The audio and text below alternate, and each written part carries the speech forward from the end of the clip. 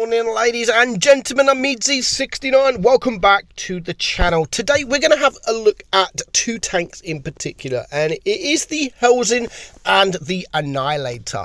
Now, the Hellsing, those of you that weren't around back when the Hellsing and the Dracula was first released, both of these tanks were considered extremely OP. Now, if you look at my top 5 OP videos that I've previously done, I normally do sort of 1 a year, 2 a year. The Hellsing and the Dracula was always on that list. Now, if I made a top 5, none of them would cut that list at all. However, what would make that list is the Annihilator. Now, what made the Hellsing so good back in the day, it was one of a kind. We never had anything like this tank. It was a double-barreled tank, and we hadn't seen anything like that. And it was pretty decent. It was really good. To shoot once and 2 shells come out was absolutely fun and kind of OP. So now Wargaming have released the Annihilator. There is no reason to play the Hellsing, because what they did with the Hellsing was a good idea. It was great. I love the idea of the double barrel shotgun, and then they go and make it one better with the Annihilator with a triple barreled gun, so 3 shots. And if that wasn't enough, with the Hellsing, when you shoot, the first shot comes out, and the second shot, when it comes out, the dispersion sort of goes a little bit. With the Annihilator, it remains. So you get all 3 shells right where you are aiming. And honestly, it makes the world of difference. If they had the same thing as the Hellsing has got on the Annihilator, most of your shots, you would only hit 1 shell out of the 3. So I don't know why they didn't do that. On top of that, they gave it a speed boost. It's got armor, and it's a heavy tank and not a tank destroyer. Although the Hellsing is a tank destroyer, don't ever play it like a tank destroyer. It's not a tank destroyer. So we're going to compare these two tanks sort of equal.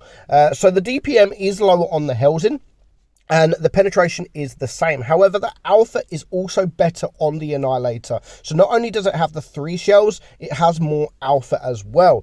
The rate of fire is 13.16 on the Hellsing and 12.89. The reload is only 8.8 or 8.9 on the Hellsing, and it's 13.3 on the Annihilator. But as you can see there, 2 shells, 0.25 seconds in between each shell, and you only fire once, so you don't have to fire it yourself. You press it once and both shells can't come out. And the Annihilator is 0.33 seconds, so there's nothing. It's literally fire, bang bang bang, and they all come out. The shell velocity is the same. The caliber is almost the same, 85mm for the Hellsing and 80 for the Annihilator. Aim time is the same, and the dispersion is slightly better on the Hellsing, but the gun depression is better on the Annihilator at 8 degrees of gun depression compared to 6. What really is the difference between both of these tanks is the speed for the Hellsing is so much more better, pretty much almost double better than the Annihilator. However, the Annihilator does have that special speed boost, so you can get up pretty quickly for a short period of time. And the armor profile is much different as well. If you look at the Hellsing, only 80mm compared to 200 on the Annihilator, and 60 on the hull compared to 115. The turret is amazing. Now, just let's look at the stats now. Considering the Annihilator never comes for sale, direct sale, look at the difference of players. I mean, 3,000 people have been playing the Hellsing over the last 90 days compared to 5,200. That's a massive difference. Survival rate, massive difference. Average spot is a little bit different. Kill to death, better. Average kills, better. Damage ratio is worse, mainly because of the battles, I should imagine. Average damage is much better, over 400. That is almost 400. That's a big difference. And the win rate is slightly worse, but again, the win rate is going to be slightly worse because there's so many more people playing the tank. So we're just going to have a quick look at both of these tanks in the battle. One thing I do prefer over the Helsing than the Annihilator is the look of the tank. Of course, with the new Raven camo as well, didn't used to have these.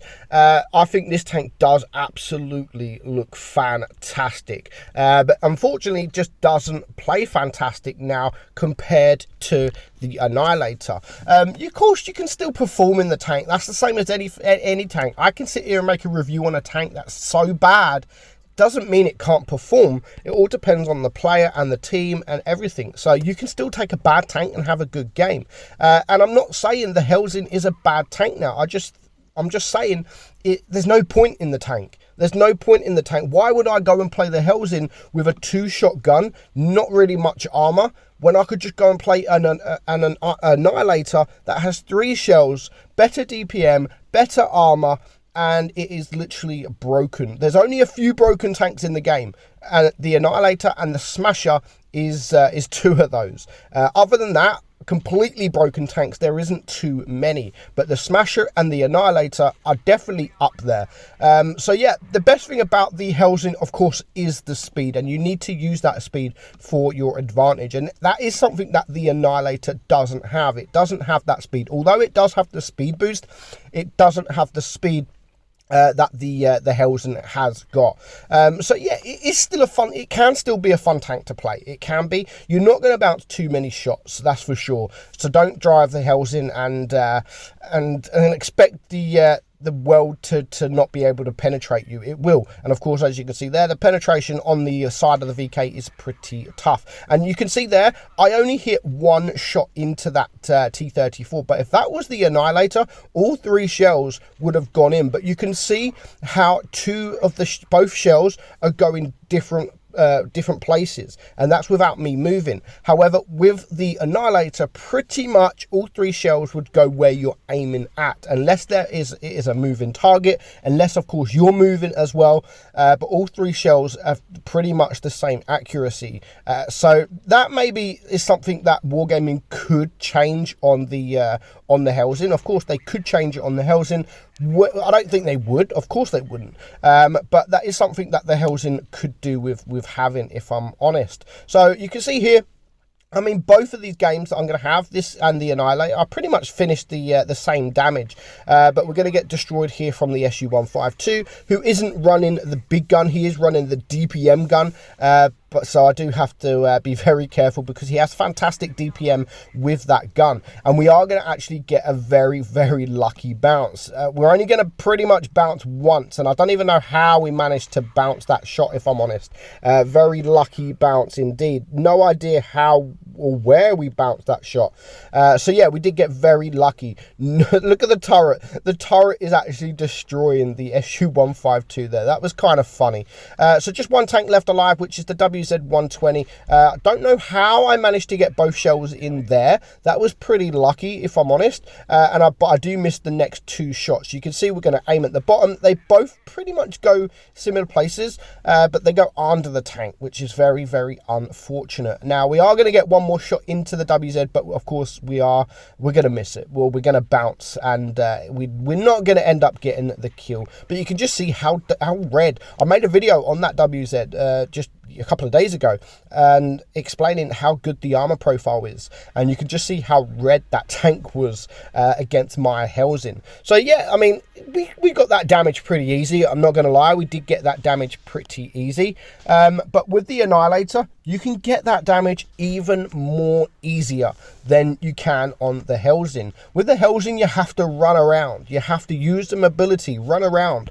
And with the Helsing, you just have to turn up. I mean, sorry, with the Annihilator, you just have to turn up, and you will get those the damage, and you'll get some block damage as well. The hull's not perfect. The hull's not the strongest. If you can go hull down, the top of the turret is pennable, but it's still a very difficult pen. If you're using the 8 degrees of gun depression that it's got as well, it's a very difficult pen. And of course, you're looking at sort of a 600 alpha coming at you every 13 seconds. So yeah, the Helsing used to be a broken tank. It used to be known as one of the only broken tanks in the game with the Dracula. But as soon as the Annihilator come, That's it. That no one talks about the Hellsing no more. You don't even really see the Hellsing no more. Now, considering the Hellsing has been around for years, it's been for sale. The Annihilator, I think, has only been for sale like once. I think Wargaming bought it for sale for like once or twice. Apart from that, it's been in crates. But yet, Wargaming have previously stated that they will not nerf the Smasher and they will not nerf the Annihilator because not a lot of people have the tanks, or not a lot of people are playing the tanks, and it doesn't really affect the matchmaking. But clearly it does, because I mean, clearly a lot of people are playing this, because the last time I did the most, like, top 5 most popular tanks, the Smasher and the Annihilator were in that list. So considering they've never been sold directly for gold, they are still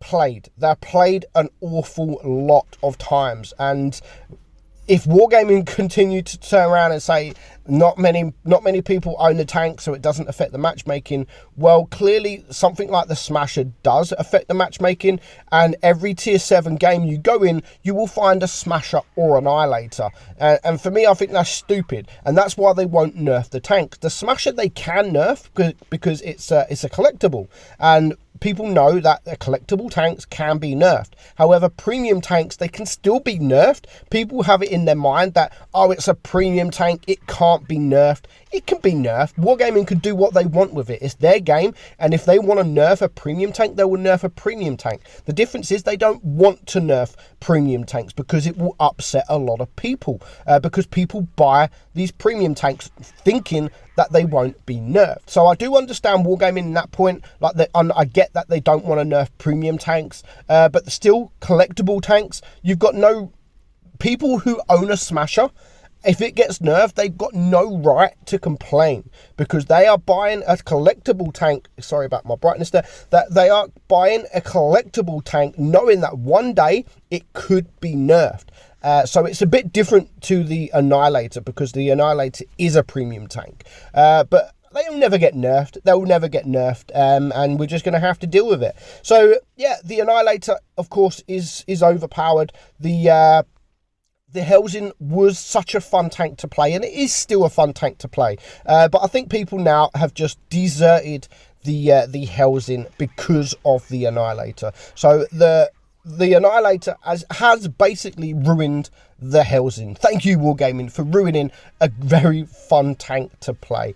So let me know your thoughts in the comments below. Do you still play the Hellsing? Have you got the Hellsing? Do you still play it? Do you prefer the Hellsing than the Annihilator? I can't see how or why you would, but I'd like to know in the comments below. So I hope you enjoyed the video, guys. I'm meadsyreplays, and I'll catch you all soon. Bye-bye.